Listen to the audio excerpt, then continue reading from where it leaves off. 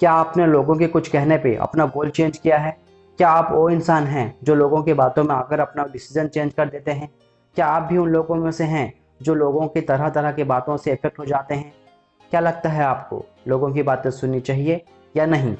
क्या लोग सच में आपकी भलाई के लिए बोल रहे हैं या फिर सिर्फ उनकी अपनी ईगो को सेटिस्फाई करने के लिए तरह तरह की बातें बोल रहे हैं? आपको तो पता है ही कि लोगों का काम है कहना, लोग कुछ तो कहेंगे। लोग तो कहते थे, कहते हैं और कहते रहेंगे। क्या आपको सही में जानना है कि लोगों का क्या कहना है और हमें इसे किस तरह सुननी चाहिए? तो फिर चलिए इसे हम एक छोटी सी स्टोरी से समझते हैं। इससे पहले कि आप स्टोरी में पूरी तरह खो जाएं, आप इस चैनल को सब्सक्राइब और शेयर करना ना भूलें। चलिए फिर हम एक छोटी सी मजेदार स्टोरी स्टार्ट करते हैं। एक बार की बात है, पति पत्नी एक गधे पर बैठकर कहीं जा रहे थे। रास्ते में उन्हें कुछ लोगों ने देखा और कहा, देखो तो जरा कितना कमजोर गधा है और ये दोनों कितने थाट से बैठकर जा रहे हैं। ये बातें सुनकर पति ने अपनी पत्नी को नीचे उतार दिया और खुद बैठकर चलने लगा। फिर कुछ देर बाद लोगों ने देखा और कहा, देखो कितनी शर्मिंदगी की बात है, खुद तो आराम से गधे पर बैठा है और बेचारी औरत को पैदल चला रहा है। ये बात सुनकर पति गधे से उतर गया और अपनी पत्नी को गधे पर बिठा दिया। फिर कुछ देर जाने पर लोगों ने कहा, अरे अरे देखो इसे, ये पक्का औरत से डरता होगा इसलिए नीचे पैदल चल रहा है। ये तो पक्का जोरू का गुलाम लग रहा है। इसके बाद जब उसने ये बात सुनी, उसने अपनी पत्नी को भी नीचे उतार दिया और फिर दोनों पैदल चलने लगे। फिर लोगों ने कहा, देखो गधा साथ होने के बावजूद भी दोनों पैदल चल रहे हैं। बेचारा गधा भी सोच रहा होगा, अरे यार गधा तो मैं हूँ, पर इन दोनों गधों जैसे काम क्यों कर रहे हैं? देखा आपने, लोगों का काम है कहना, लोग कुछ तो कहेंगे। अगर हम इन सब बातों पर ध्यान देने लग जाएंगे, अपनी मंजिल से भटक जाएंगे। वो कहते हैं ना, सबसे बड़ा रोग क्या कहेंगे लोग। मुझे यकीन है आप स्टोरी से कुछ ना कुछ सीख चुके हैं, और आपने क्या सीखा ये कमेंट करके जरूर बताएं। आप बहुत खुश होते होंगे दूसरों की सफलता को देखकर। आपको बहुत अच्छा फील होता होगा दूसरों को आगे बढ़ते देख। क्या लगता है आपको, ये सब बातें कहाँ तक सच है? हाँ, माना सच है, पर पूरा सच नहीं है। खुश तो होते हैं, पर इतना नहीं जितना कि हमारे परिणाम से। आपको तो ह्यूमन बिहेवियर के बारे में पता होगा ही। जैसे कि 3 इडियट्स मूवी में दिखाया गया था कि दोस्त फेल हो जाए तो दुख होता है, लेकिन जब दोस्त फर्स्ट आ जाए तो ज़्यादा दुख होता है। तो क्या लगता है आपको, और आपको क्या करना चाहिए? क्या आप इसी बात से निराश हो जाएं और अपने आप को दोषी ठहराएं? और क्या आप अपने आप से उम्मीद छोड़ दें? क्या आप कुछ ऐसा ही करते आ रहे हैं या फिर ऐसा ही करने वाले हैं? क्या लगता है आपको, हमें इन सब सिचुएशन को किस तरह फेस करनी चाहिए? तो चलिए हम इन सब सवालों को एक छोटी सी स्टोरी की मदद से समझते हैं। इससे पहले कि आप स्टोरी में पूरी तरह खो जाएं, प्लीज़ इस चैनल को सब्सक्राइब और शेयर कर दें। तो फिर चलिए हम इसे एक छोटी सी स्टोरी की मदद से समझते हैं। एक ही समय में एक हाथी और एक फीमेल कुत्ता प्रेग्नेंट हो गई। 3 महीने बाद फीमेल कुत्ते ने 6 पिल्लों को जन्म दिया। 6 महीने बाद फीमेल कुत्ते फिर से प्रेग्नेंट हुए और फिर 9 महीने के बाद एक और दर्जन पिल्लों को जन्म दिया। फिर ऐसा ही चलता रहा। 18 महीने में फीमेल कुत्ते ने हाथी से सवाल किया, क्या आपको यकीन है कि आप प्रेग्नेंट हैं? हम एक ही समय पर प्रेग्नेंट हो गए। मैंने एक दर्जन पिल्लों को 3 बार जन्म दिया है और ये अब बड़े कुत्ते बन गए हैं, फिर भी आप अभी भी प्रेग्नेंट हैं, क्या चल रहा है? हाथी ने जवाब दिया, कुछ ऐसा है जो मैं आपको समझाना चाहता हूँ। मैं जो ले जा रहा हूँ वह पिल्ला नहीं बल्कि एक हाथी है। मैं केवल 2 साल में एक को जन्म देता हूँ।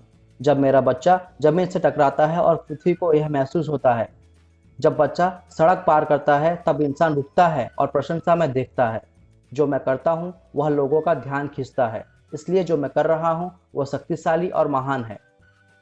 जब आप दूसरों को उनकी सफलता प्राप्त करते देखते हैं तो अपने विश्वास को खोने ना दें। उन्हीं परिणामों से ईर्ष्या और निराशा ना करें।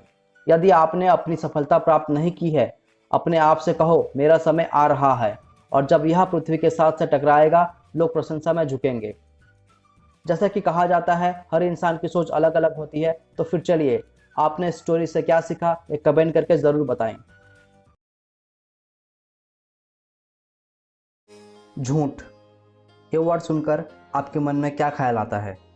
क्या आपको झूठ सुनना बिल्कुल भी पसंद नहीं है? क्या आप कभी भी झूठ सुनना नहीं चाहेंगे अपनी ज़िंदगी में? हाँ, हमें झूठ बातें सुनना बिल्कुल पसंद नहीं है। चलो ठीक है, आपको झूठ बातें सुनना बिल्कुल पसंद नहीं है। आपको क्या, इस दुनिया में किसी को भी झूठ बातें सुनना बिल्कुल भी पसंद नहीं है। पर हम खुद अगर झूठ बातें बोलें तो कैसा रहेगा? क्या हमें झूठ बातें बोलना चाहिए? बोलते हैं ना, अगर एक झूठ से किसी का घर बसता है तो वो झूठ झूठ नहीं होता। क्या आप इस बात से एग्री करते हैं? झूठ झूठ ही रहेगा, चाहे वो किसी भी हाल में बोला गया हो। क्या लगता है आपको, हम झूठ बोलना कौन सी एज तक सीख जाते हैं? क्या झूठ बोलने का कोई एज भी होता है? चलिए हम इन सब सवालों के जवाब एक छोटी सी स्टोरी की मदद से समझते हैं। इससे पहले कि आप इस वीडियो में पूरी तरह खो जाएं, प्लीज़ आप इस चैनल को सब्सक्राइब और शेयर करना ना भूलें। चलिए स्टोरी स्टार्ट करते हैं। एक छोटा सा लड़का था जिसका नाम जॉर्ज था। एक दिन जॉर्ज के पिता ने उसे खेलने के लिए एक छोटी सी कुल्हाड़ी दे दी। जॉर्ज बहुत खुश हो गया। जॉर्ज ने कहा, वाह, ये कितना खूबसूरत है, ये तो बहुत शार्प है, इसका लकड़ी का हैंडल तो बहुत ही अच्छा है। उसने सोचा, इससे तो मैं सब कुछ बड़े आसानी से काट सकता हूँ। तो उसने अपने पिता के गार्डन में जाकर उस कुल्हाड़ी से खेलने लगा। उसको जो भी दिखा वो सबको काटने लग गया। सबको काटते काटते लास्ट में एक चेरी ट्री के पास आ पहुंचा। तो उसने फटाफट से उसके डंडियां और पत्तों को काटने लगा। जॉर्ज के पिता शाम को अपने गार्डन में आते हैं। उन्हें देखकर बहुत गुस्सा आता है कि उनकी सबसे फेवरेट चेरी ट्री कटकर ज़मीन में पड़ी है।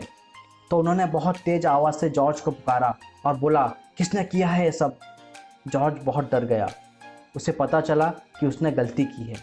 जॉर्ज रोते रोते बोला, पिताजी, मैं आपको झूठ नहीं बोल सकता। आपने जो मुझे एक छोटी सी कुल्हाड़ी दी थी उससे मैंने ये सब किया है। जॉर्ज के पिता पहले बहुत गुस्सा थे, और जब जॉर्ज की बातें सुनी तो उन्होंने उसे गले से लगा लिया और बोला, मैं बहुत खुश हूँ कि तुमने मुझे सच बोला।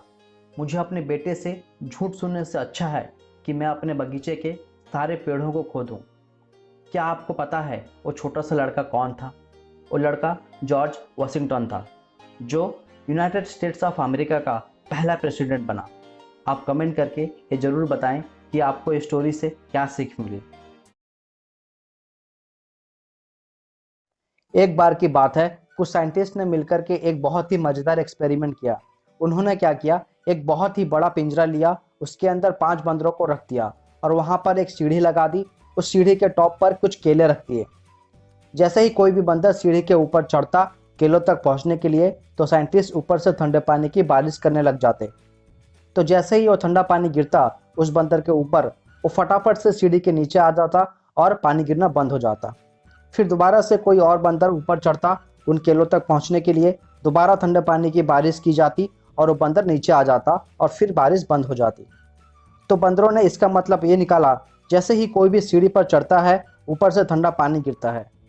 फिर उसके बाद कोई भी बंदर उस सीढ़ी में चढ़ने की कोशिश भी करता तो बाकी के बंदर सब इकट्ठा होकर के उसको पकड़ते, उसको मारते, उसको पीटते और उसको नीचे गिरा देते।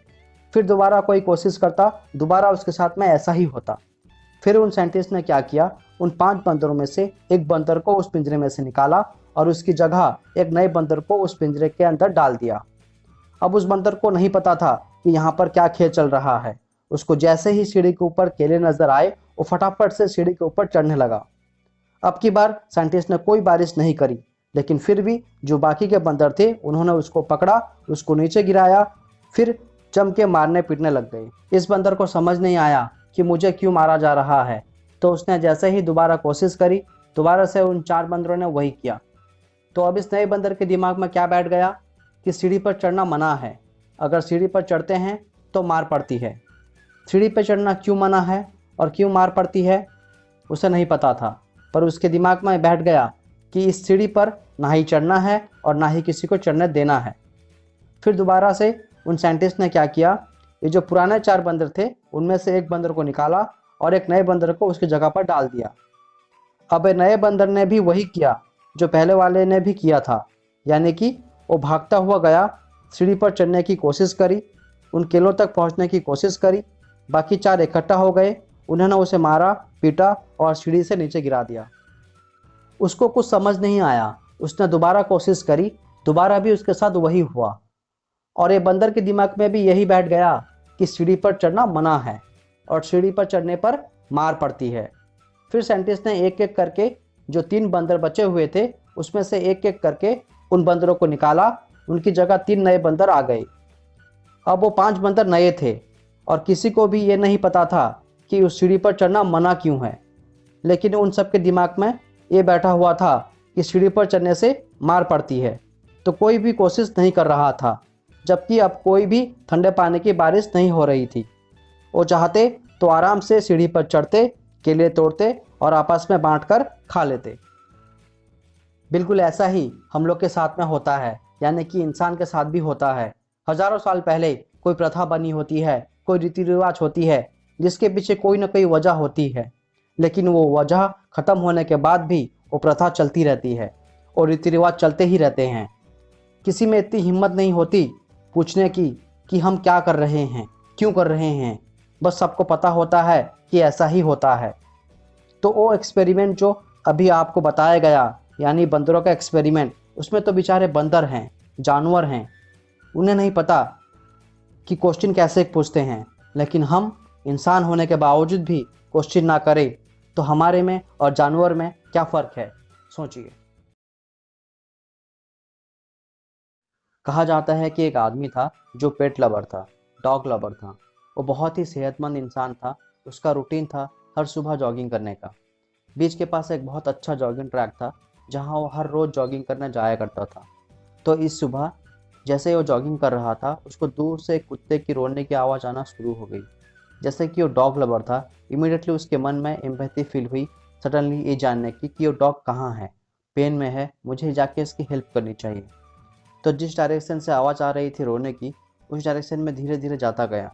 जैसे ही वो आगे पहुंचा, देखा कि एक हट है बीच के ऊपर, जहां एक बुजुर्ग आदमी अखबार लिए बैठा हुआ है। उसके सामने एक वुडन फ्लोर है और उस वुडन फ्लोर के ऊपर एक डॉग लेटा हुआ है और बार बार चीखने की आवाज़ निकाल रहा है। तो वह आदमी और बर्दाश्त नहीं कर सका, तो उसने उस बुजुर्ग आदमी से पूछा, सर आपका डॉग रो क्यों रहा है, आपका कुत्ता इतनी पेन में है, आप कुछ कर क्यों नहीं रहे। तो उस बुजुर्ग आदमी ने हंसते हुए कहा, अरे यार छोड़ो इसको, ये तो हर वक्त रोता ही रहता है। तो उस आदमी ने कहा, सर ये काफ़ी परेशानी में है, बताइए दिक्कत क्या है, इसकी हेल्प करते हैं। तो बुजुर्ग आदमी ने कहा, परेशानी कुछ नहीं है, जहाँ ये लेटा हुआ है वहाँ उसके नीचे एक कील है जो इसके पेट में खुबा हुआ है। तो उस आदमी ने हैरान होकर, परेशान होकर उस बुजुर्ग आदमी से पूछा, सर अगर ये डॉग कील के ऊपर लेटा हुआ है तो ये उठता क्यों नहीं है। बुजुर्ग आदमी ने उसे आंखों में आंखें डालकर ये जवाब दिया, बेटा क्योंकि अभी उसको इतना दर्द नहीं हो रहा है। जब इसको दर्द इतना होगा कि इससे सहन नहीं हो पाएगा, ये खुद ब खुद उठ जाएगा और इसकी चिल्लाने की आवाज़ भी बंद हो जाएगी। जीवन में हम भी कई बार ज़िंदगी ऐसे ही जीते हैं, अपने इश्यूज, अपने प्रॉब्लम्स के बारे में कंप्लेन करते रहते हैं, आवाज़ें निकालते रहते हैं, और ये पता है हमें प्रॉब्लम क्या है, वो खिल खुबा हुआ है हमारे अंदर भी, पर हम उठने की हिम्मत नहीं करते क्योंकि हम वेट कर रहे हैं कि दर्द इतना हो कि मुझसे सहन ना हो पाए, then I will take action.